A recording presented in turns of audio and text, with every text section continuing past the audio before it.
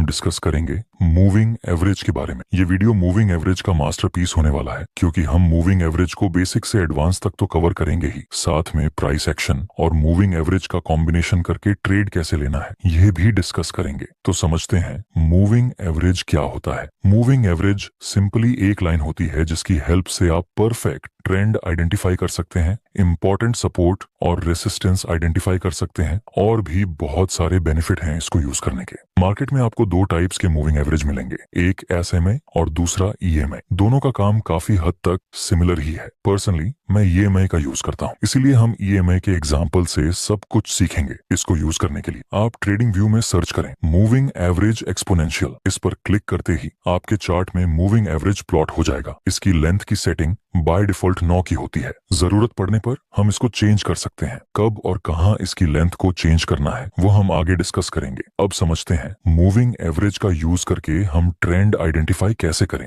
जब moving average price के नीचे होता है तो इसका मतलब ये है कि ये एक अपवर्ड ट्रेंड है, और जब मूविंग एवरेज प्राइस के ऊपर होता है तो इसका मतलब है कि यह एक डाउन ट्रेंड है। जैसे यहाँ आप देख सकते हैं मार्केट हायर हाई और हायर लो फॉर्मेशन में ऊपर की तरफ मूव कर रहा है। नेक्स्ट प्राइस तेजी से नीचे गिरने लगती है। यहाँ प्राइस काफी हद तक नीचे गिर चुकी है, तो हर कोई बिगनर ट्रेडर को यही लगेगा कि अब ये अपवर्ड ट्रेंड खत्म हो गया और डाउन ट्रेंड की शुरुआत हो चुकी है। लेकिन एक बार हम मूविंग एवरेज को ऐड करके देखें तो प्राइस अभी भी मूविंग एवरेज के ऊपर ही है। इसका मतलब ये अभी भी अपवर्ड ट्रेंड ही है। हो सकता है हमें जो यह डाउन साइड की मूवमेंट मिली वह एक पुल बैक हो। अभी हम इसको डाउन ट्रेंड तो नहीं बोल सकते, क्योंकि प्राइस अभी मूविंग एवरेज के ऊपर है और आगे प्राइस ने अपना अपर ट्रेंड कंटिन्यू किया भी। नेक्स्ट एग्जांपल, यहाँ शुरुआत में प्राइस एक लोअर हाई लोअर लो फॉर्मेशन में नीचे आ रही थी और फिर एक बड़ा मूवमेंट हमें ऊपर की तरफ मिला। ऊपर की तरफ बड़ा मूवमेंट देखकर हम इसको अपर ट्रेंड कंसीडर नहीं कर सकते, क्योंकि प्राइस अभी भी ईएमए के नीचे ही है और आगे प्राइस ने अपना डाउन ट्रेंड कंटिन्यू किया भी था। अब समझते हैं कि मूविंग एवरेज को हम सपोर्ट और रेसिस्टेंस की तरह कैसे यूज कर सकते हैं। यहाँ अभी प्राइस मूविंग एवरेज के ऊपर है तो ये अपर ट्रेंड हुआ, और आप देख सकते हैं प्राइस बार बार इस मूविंग एवरेज का सपोर्ट लेकर ऊपर की तरफ मूव कर रहा है। मतलब यहाँ ईएमए ने सपोर्ट का काम किया। आगे हाईली चांस है कि जब प्राइस इस ईएमए के आसपास आए तो यही ईएमए का सपोर्ट लेकर मार्केट फिर से ऊपर की तरफ जा सकती है, और आगे यही हुआ। प्राइस ने ईएमए का सपोर्ट लिया और ऊपर साइड एक बिग मोमेंटम दिया। नेक्स्ट एग्जांपल, यहाँ आप देख सकते हैं प्राइस बार बार इस रेसिस्टेंस ईएमए को टच करके नीचे गिर रहा था, तो आगे भी संभावना है कि प्राइस फिर से इस ईएमए का रेसिस्टेंस लेकर नीचे आ सकती है, और यहाँ ऐसा हुआ भी। प्राइस ने ईएमए का रेसिस्टेंस लिया और एक बिग मोमेंट डाउन साइड की तरफ दिया। दोस्तों ध्यान रखना, जब आप ईएमआई का यूज करें ऐसे सपोर्ट और रेसिस्टेंस के लिए तो प्राइस को ईएमआई मिनिमम 2 बार तो टच करना ही चाहिए। 2 बार टच होने के बाद ही यह ईएमआई आपको बेहतर तरीके से रिजल्ट देता है। इस तरह कोई भी अप ट्रेंड में प्राइस को मिनिमम 2 बार टच करना चाहिए ईएमए को, तभी हम इस ईएमए को आगे सपोर्ट की तरह यूज कर सकते हैं। अगर आप बिगिनर हैं और ईएमए का यूज करते हैं तो आपके साथ एक प्रॉब्लम आ सकती है, वो यह कि जब आप ईएमआई चार्ट में प्लॉट करेंगे तो कुछ बार ईएमआई परफेक्टली आपके चार्ट में नीचे रहेगी अगर अप ट्रेंड है तो, और अगर डाउन ट्रेंड है तो ईएमआई परफेक्टली प्राइस के ऊपर रहेगी। लेकिन कई बार ऐसा भी होगा कि आपने ईएमआई प्लॉट किया और ये ईएमआई बिल्कुल प्राइस के बीचों बीच प्लॉट हो जाएगी। इस तरह आप ईएमआई का यूज करके आप ना ही ट्रेंड आइडेंटिफाई कर पाओगे और ना ही इंपॉर्टेंट सपोर्ट और रेसिस्टेंस। इसका सॉल्यूशन क्या है और किस टाइम फ्रेम में आपको ईएमआई को यूज करना है, ये दोनों टॉपिक हम वीडियो के एंड में कवर करेंगे। अब हम समझते हैं कि ईएमआई का यूज करके हम ट्रेड कैसे करें। दोस्तों, हम सिर्फ और सिर्फ ईएमआई का यूज करके एक भी ट्रेड नहीं करेंगे। हम प्राइस एक्शन के साथ ईएमआई का कॉम्बिनेशन करके ट्रेड करेंगे, जिससे कि हमें बेहतर रिजल्ट मिले। आप देख सकते हैं अभी की प्राइस ईएमआई के ऊपर है, सो ये एक अपर ट्रेंड हुआ। अपर ट्रेंड है तो हम बाय की अपॉर्चुनिटी फाइंड करेंगे। यहाँ नीचे प्राइस ने 2 बार ईएमआई को टच भी किया है, इसलिए हम इसको आगे एज अ सपोर्ट यूज कर सकते हैं। 2 बार प्राइस ईएमआई का सपोर्ट लेकर ऊपर गया था, तो आगे भी संभावना है कि तीसरी बार ईएमआई के पास आए तो फिर से एक अपसाइड मूवमेंट मिले। नेक्स्ट प्राइस आती है ईएमआई के पास, तो क्या हमें यहाँ बाय में एंट्री कर लेनी चाहिए? नहीं, हमें कुछ और भी कंफर्मेशन देखनी चाहिए, जैसे कि कोई कैंडलस्टिक पैटर्न, कोई सपोर्ट रेजिस्टेंस। यहाँ जिस जगह पर प्राइस ने ईएमआई को टच किया उस जगह पर पहले एक रेसिस्टेंस लेवल था जो कि अब एक सपोर्ट का काम करेगा। उसके बाद हमें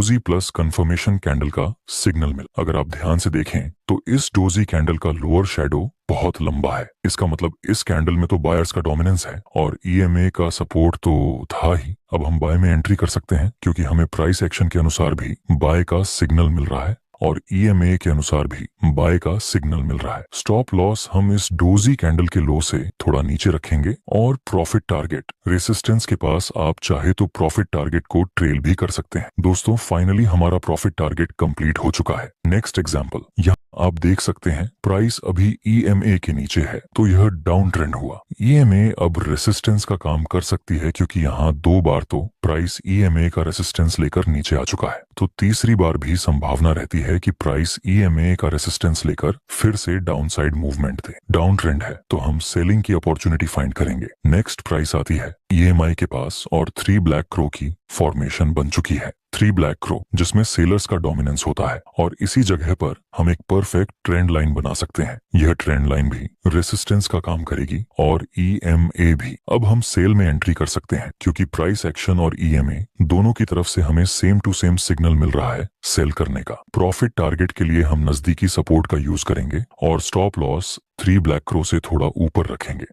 अब कुछ डिफिकल्ट एग्जांपल देखते हैं, जैसे कि यहाँ प्राइस ईएमए के ऊपर था, मतलब ये अप ट्रेंड हुआ। अप ट्रेंड है तो हम बाय की अपॉर्चुनिटी फाइंड करेंगे। जब प्राइस आएगा ईएमए के आसपास और प्राइस एक्शन के अनुसार भी कोई बुलिश कैंडल का सिग्नल मिले तब हम बाय में एंट्री कर सकते हैं। नेक्स्ट प्राइस आता है ईएमए के पास और फिर से डोजी प्लस कंफर्मेशन कैंडल की फॉर्मेशन मिली। यहाँ ईएमए का सपोर्ट है, ऊपर से कैंडलस्टिक पैटर्न का सिग्नल मिला। क्या हमें यहाँ बाय करना चाहिए? नहीं, ईएमए के सपोर्ट के पास बुलिश कैंडल का सिग्नल मिला, फिर भी हम बाय में एंट्री नहीं कर सकते। यहाँ बाय न करने के 2 मेन रीजन है। पहला, ये जो बुलिश कैंडल का सिग्नल मिला उसके नीचे सिर्फ और सिर्फ ईएमए का सपोर्ट है। प्राइस एक्शन के अनुसार यहाँ कोई भी इंपॉर्टेंट सपोर्ट लेवल नहीं है। ऐसी बुलिश कैंडल्स जिसके आसपास कोई सपोर्ट ना हो उनके ऊपर हम ट्रस्ट नहीं कर सकते। दूसरा, ये जो सपोर्ट था अब वह आगे रेसिस्टेंस का काम करेगा और कंफर्मेशन कैंडल एकदम इस रेसिस्टेंस के पास ही क्लोज हो चुकी है, इसलिए भी हम यहाँ बाय में एंट्री नहीं कर सकते। नेक्स्ट, प्राइस इस ईएमए को नीचे की तरफ ब्रेक कर देती है। कुछ लोग सिखाते हैं कि जब ईएमए ब्रेक हो और ब्रेकआउट के बाद कंफर्मेशन कैंडल मिले तब आप एंट्री कर सकते हैं, लेकिन दोस्तों ये बहुत ही रिस्की काम है। आपको रिटेस्ट का वेट करना चाहिए। आगे हम देखें तो मार्केट ईएमए का ब्रेक डाउन देने के बाद रिटेस्ट करने के लिए भी आता है और shooting star plus confirmation candle की फॉर्मेशन मिली। अब हम सेल में एंट्री कर सकते हैं। स्टॉप लॉस इस शूटिंग स्टार के हाई से थोड़ा सा ऊपर और प्रॉफिट टारगेट रखेंगे हम इस सपोर्ट के पास जो पहले रेसिस्टेंस था। आगे देखते हैं क्या होता है। हमारा प्रॉफिट टारगेट हिट होता है या स्टॉप लॉस। अभी अभी हमारा टारगेट कंप्लीट हुआ और तुरंत ही मार्केट ऊपर चला गया। ये ट्रेंड तो डाउन का है, ऐसा समझ के अगर हमने बड़ा प्रॉफिट टारगेट रखा होता और ये इंपॉर्टेंट लेवल को इग्नोर किया होता तो हमारा टारगेट हिट होने से पहले स्टॉप लॉस हिट हो जाता। इसलिए सपोर्ट और रेसिस्टेंस को हमें इग्नोर नहीं करना चाहिए। इस स्ट्रेटेजी की एक और खास बात है जिसको मैं पर्सनली फॉलो करता हूँ। यहाँ प्राइस ईएमए के ऊपर है लेकिन प्राइस और ईएमए के बीच में बहुत ही ज्यादा गैप है।